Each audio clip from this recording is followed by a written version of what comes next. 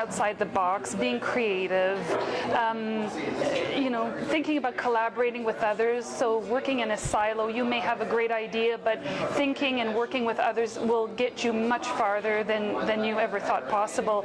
But I think underlying all that is not to forget the key principles of good communication.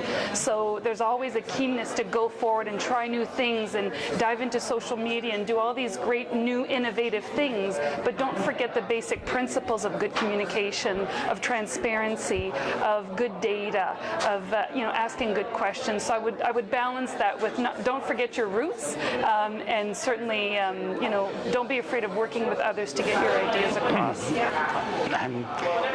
Somehow I think you're putting me in a category that suggests that I'm not a young professional. But let as that may be, there was a time when I was a young professional, and certainly one of the things that I did then and have done all through my career is to try and acquire as much knowledge as I can. There are, I don't want to say, there's dozens of books that are written every year in public relations, communications, be they by academics, be they by practitioners. As a consultant, first thing I do is when I go into someone's office, I look on their bookshelf and I want to see what books are there. When there are no books there, I'm a little dismissive of the background, experience, education, and understanding this person may have of the full range of communications possibilities. When I see an array of books there, I say, okay, good, we're going to be able to engage in a good conversation. So I think if there's one thing any young professional should do is acquire knowledge. I mean, there's a lot of free materials. The Institute for Public Relations has a website that's full of free white papers that are produced by professionals from around the world. There's loads of books being produced yearly. There's conferences and everything. If you're not keeping up to the top of what's being said in any given subject in public relations, to me, you're just wasting your time. Ask questions. If you want to leave a lasting impression with an employer, if you want to leave a lasting impression with a colleague, come to the conference and ask questions. There's going to be some great answers, and you're going to be remembered for asking questions. I think very much with your employer, with the industry, it's to challenge the way things have always been done. I think it's so easy to fall into this trap. When you're learning, people show you how it's done, and it's really important to take the time to understand how it's done and why, and then hopefully you have the data to back up why you need to change, but which is where the measurement comes into that.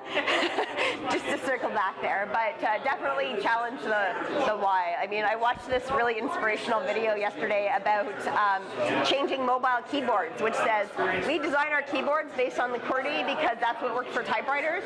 Is that really the best thing for your touchscreen cell phone? And the video really scared me because I was like, but that's how I've always typed.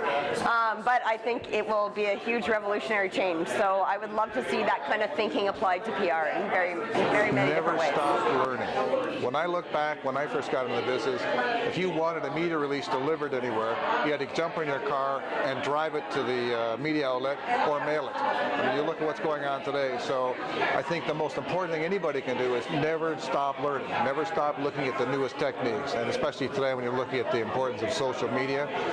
Even 10 years ago, if you'd said social media is going to be critical for public relations, people would have looked at you and said, yeah, maybe not.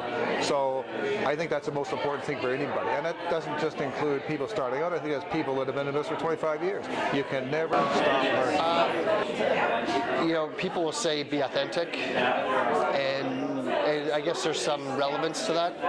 I'll say be yourself. Be real, right? You cannot fake who you are. I suppose you could, and I suppose people do, but you'll always be found out. You'll always know anyways. I think you'll always be found out. I think audiences are getting more and more savvy at sniffing out people who are disingenuous. So, we had a fun conversation tonight. I think there's a general consensus that Rob Ford is is both authentic and, well, the one, I don't want to sound too harsh on the guy, but he's not all, there was a word that was used to describe him was an oaf, right? Certainly a lot of things that he says do not reflect well on who he is as a person. But there's no denying he's really being Rob Ford. He made no bones about it. During the election, he made it clear that this is who he is. Love him or leave him. And for whatever reasons, he was elected. And a combination, it might have been strategic voting because of the previous mayor, and some of it might have been just people thought, you know what, at least I know who I'm voting for.